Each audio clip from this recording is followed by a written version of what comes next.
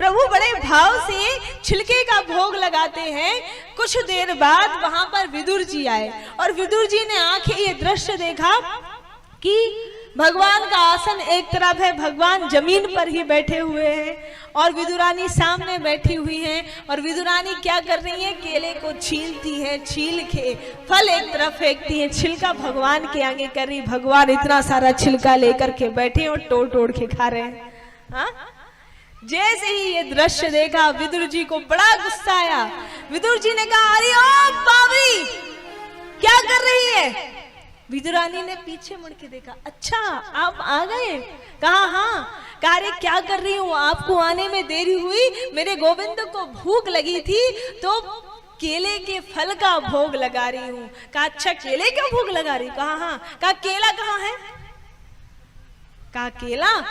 कहा केला जो हाथ से दे रही हूँ वही तो केला है। कहा अरे ध्यान से देख, केला मेरे पैरों के यहाँ है, इधर तू जिसका भोग लगा रही वो तो छिलका है। और जैसे ही विदुरानी ने ध्यान तोड़ा तो पाया कि अभी तक मैं अपने गोविंद के छिलके का भोग लगा रही थी और मेरे भगवान बड़े भाव से उस छिलके को भी स्वीकार कर रहे थे। हाँ, बड़े भाव से। विदुरानी के आंखों में आंसू आ गया, वाह प्रभु आपकी लीला। आप तो बोल सकते थे, यहाँ विदुर जी ने विदुरानी को तो डांटा, भगवान को भी डांटा। कन्हैया तुमको तो पता था ना कि ये केला नहीं है, छिलका है, तुम तो बोल सकते थे ना। तो पता है मेरे प्रभु क्या कहते? मेरे प्रभु कहते, अच्छा अच्छा काका जी, तो क्या अभी तक मैं छिलका खा रहा था क्या? हाँ, हकीकत में मेरी काकी माँ ने मुझे इतने प्रेम से खिलाया, इतने प्रेम से खिलाया कि मुझे पता ही नहीं चला मैं केला खा रहा हूँ कि छिलका खा रहा हूँ।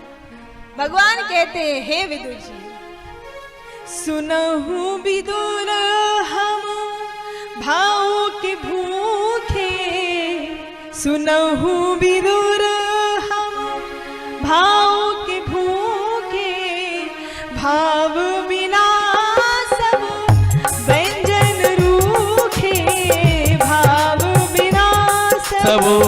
व्यंजन रूखे, बड़े प्रेम सो पावना हो, बड़े प्रेम से पावना। आज हरियाए विदुर घर पावना, हरियाए विदुर घर पावना, आज हरियाए विदुर घर पावना,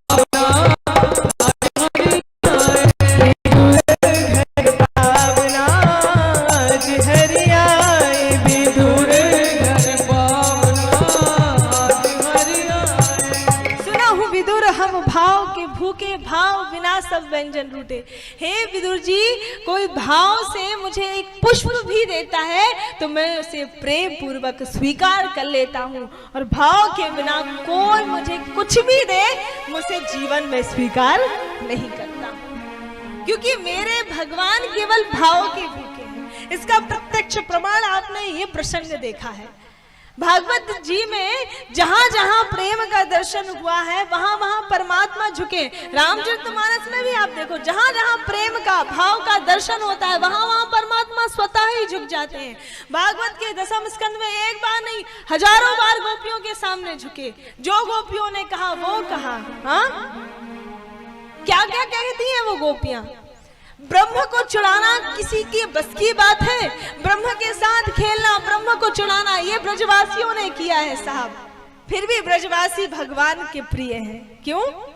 क्योंकि उनमें प्रेम है, उनमें वो भाव है। गोपियां क्या नहीं कहती? गोपियों ने कह दिया तू छलिया है, तू काला है, तू कपटी है। भगवान ने बड़े प्रेम से स्वीकार किया, हाँ हम हैं। क्यों? क्योंकि गोपियां प्रेम से बोल रही हैं। हाँ, मानस में भी आप देखो, वो जनकपुर का प्रसंग आता है। भगवान राघव माँ सीता से विवाह करने के लिए गए, तो विवाह के समय माताएं गारी गीत सुनाती हैं कि नहीं सुनाती? सुनाती है ना? गारी देती हैं कि नहीं देती हैं? भगवान बैठे भोजन करने के लिए लक्ष्मण भैया के साथ, अब माताएं लगी गारी सुनाने के लिए, माताएं लगी गारी सुनाने के लिए, पर प्रभु चुपचाप मुस्कुराते हुए सब सुन रहे हैं। अच्छा, लक्ष्मण भैया क्या कर रहे? बात बात पे धनुष बाण भगवान मार डालूंगा। प्रभु कहते अरे अरे तू शांत रहे, यहाँ सुनने में ही भला है, चुपचाप सुन। और माताओं ने खूब चुन चुन कर सुनाया है, भगवान को, राजा दशरथ को, सबको सुनाया, लेकिन भगवान हंस के सुनते हैं।